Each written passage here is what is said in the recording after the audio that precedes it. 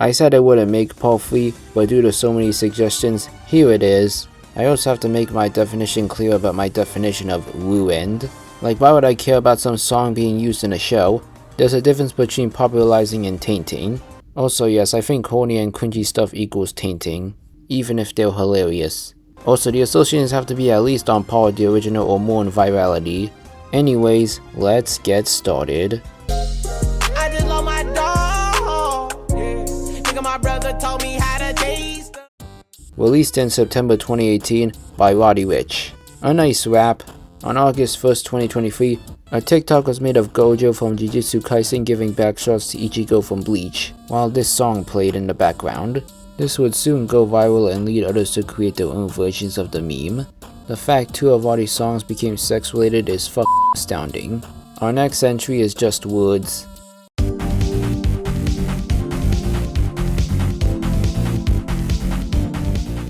Released in January 2023, made for Pizza Tower as the Noises theme, it's a good boss track. On July 7th of the same year, a 4chan user posted about how they had sex with their GF while the theme was playing, and months later she's pregnant. What a bizarre way to use a boss theme. Our next entry is an animation.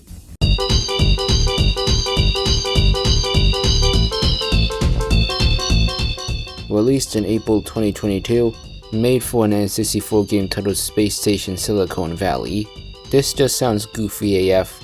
Somewhere in 2019, an animation was uploaded by Futuristic Hub. You already know where this is going, which shows grotesque Steve banjo while this song was playing. What else do you expect from a real life villain? Our next entry is an FNF mod. Please check out my non-popular video I worked so hard on.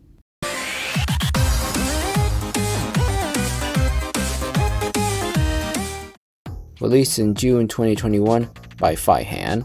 A great electro beat. Somewhere in 2021, a mod called the Sex Mod was released by Goobler, which covers Boing in this mod. Later in 2024, a mod called the Funny Mod was released by Miku Lazo-chan, which just shows Goobler's GF singing with the GF, and holy shit! This became so infamous that Fihan would acknowledge it and be annoyed by it. Our next entry actually got the song banned.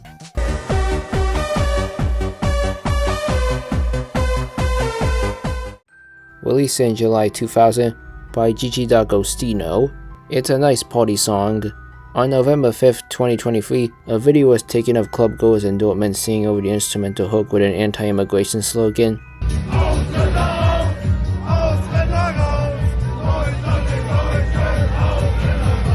This went further viral on May 23rd, when patrons at a bar in Silt were captured singing this. This will reach Gigi, who stated his song was apolitical and clarified it was about love and unity.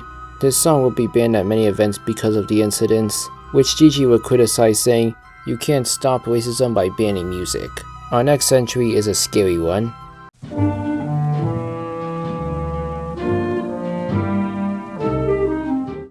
Released in 1933 by Rez Saris.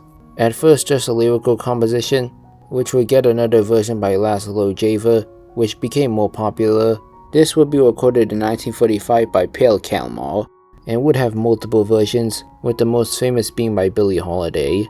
A melancholy listen about a serious subject. This will lead to many urban legends of people allegedly committing due to this song, however they are unsubstantial. The urban legend was for the most part an embellishment, due to the high number of Hungarian that occurred during the decade. This would be nicknamed the Hungarian song, and would also lead to radio bans, most well known being the BBC banning it but soon uplifting it. Our next entry will bring back horrendous memories.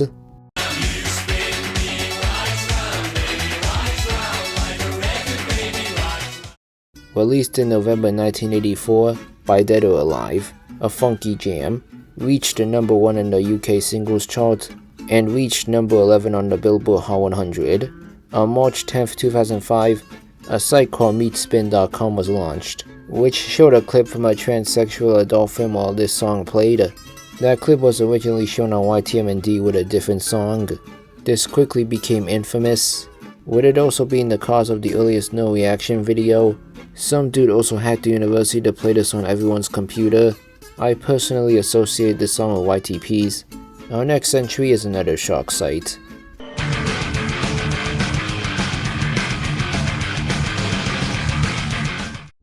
released in 2004 by Mortification, an okay heavy metal song.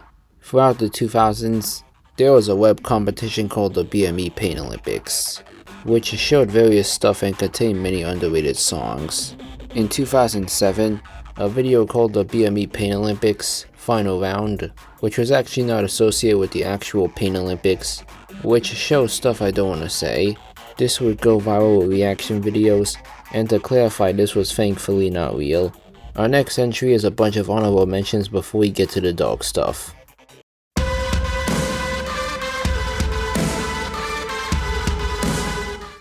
Released in October 2013 by Bring Me the Horizon, a stellar rock. As we all know, this is associated with the Giga Chad meme, which started on February 8th, 2021 with the fan versus enjoyer format.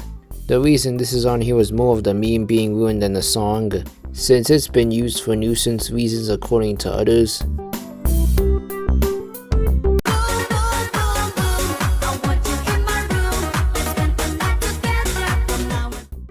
Released in October 1998 by the Venga Boys, an awesome Eurodance song, reached a number 1 in the UK singles chart.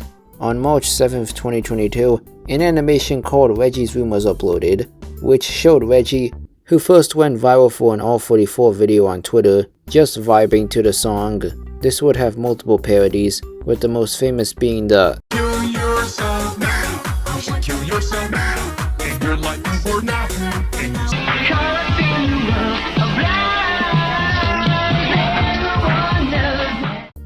Released in 1986 by Christopher and Philip Booth. A remarkable listen. This was first used for a pornographic film called Angels of Passion. On October 7th, 2021, a user called Cole92 would upload a 17-second snippet of the song, which would earn the song the name Everyone Knows That. A lost media search would happen, which ended on April 20th, 2024, with the discovery that this was found in a porno. The Booth brothers would conduct their own investigation, remaster the song, and also stated a tape recording of the original version is still out there, but they have to get it.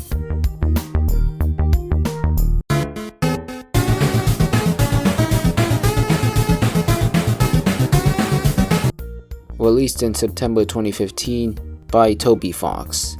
An imposing boss theme. As early as 2021, there was a fanfare of Asgore killing deaths in a car accident. It wasn't until June 11th, 2025, when an animation GIF parodying an open season scene went viral. On July 3rd, Kenny the Lyricalist made a song with a remix of Asgore's theme which came to be known as Bergen Truck. This got so big that during Undertale's 10th anniversary livestream, they actually banned anyone who said, "driving in my car" during the Asgore fight.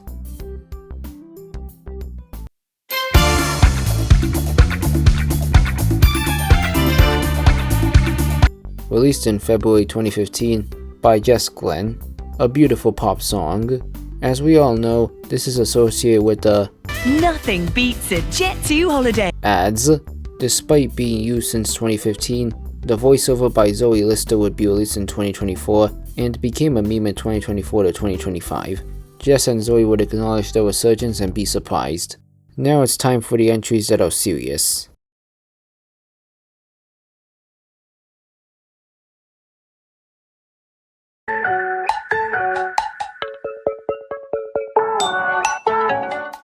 Released on an unknown date, used as a ringtone for Cricket Wireless.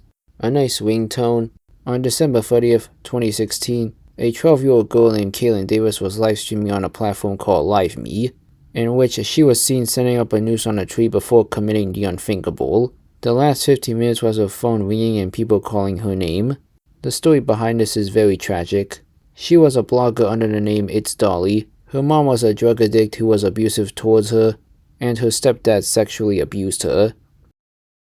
She also had younger siblings who she had to take care of, not to mention that she was bullied at school and had an adult boyfriend who groomed her. That piece of garbage actually got 5 years in 2018 for abuse towards underage girls. In the aftermath, an investigation would happen. Her brother and sister are still living with her stepfather. Rest in peace to Kaylin, and my heart goes out to her loved ones.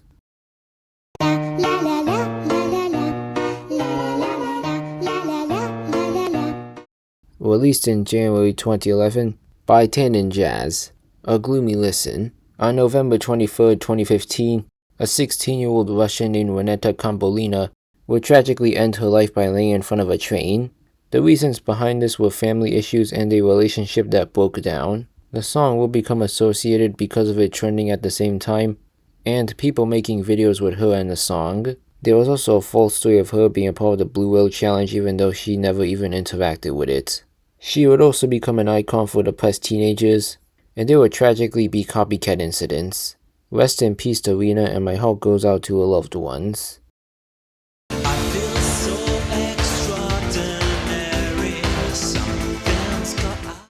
Released in July 1987 by New Order, A Magnificent Rock. On May 24th or 25th, 2012, a university student named Jun Lin was murdered by Luca Magnotta. A video was then uploaded on a Go website titled One Lunatic, One Ice Pick, where it shows him mutilating the body while True Faith was playing in the background.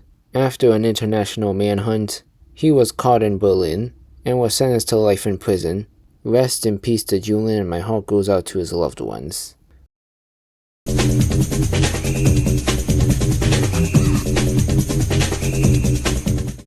Released in October 1992 by 150 Volts, This Is Mediocre.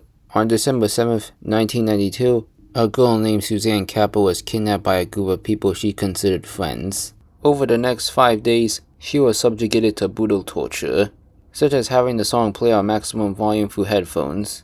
On December 14th, they drove her to a narrow lane at Weniflow, where they burned her alive. Suzanne managed to survive and get help from residents. Later, she fell into a coma before tragically dying on December 18th. All 6 suspects were arrested and sentenced to prison, but they were all unfortunately released. Rest in peace to Suzanne Kappa, and my heart goes out to her loved ones.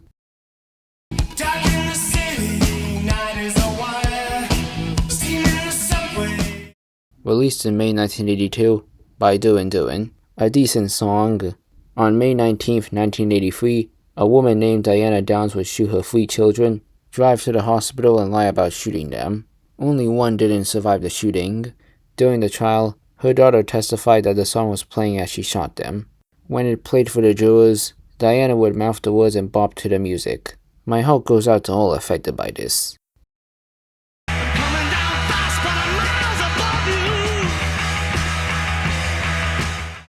Released in November 1968 by the Beatles, a classic, and was also an influence to the early development of heavy metal. The song was associated with an apocalyptic vision which was created by Charles Manson, since he thought the song predicted an upcoming race war. This scenario will become a motivation for the crimes of the Manson family. The Beatles will respond to the murders and condemn it, and deny any such message. My heart goes out to all affected by this.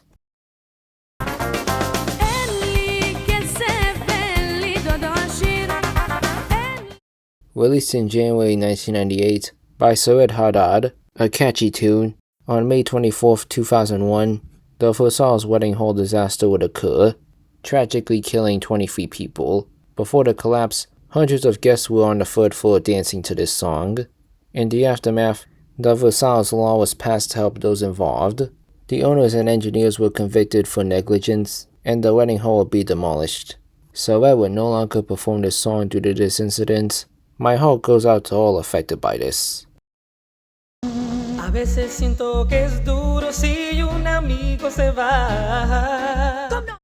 Created in 1994 by Big Boy, a cool song in rap. This song was associated with gangs in El Salvador, since it was used by the 18th Street Gang to honor its fallen members. This led to it being banned from radio since it was highly dangerous to play this. After the Salvadoran gang crackdown, this song became safe to use. My heart goes out to all affected by the gangs.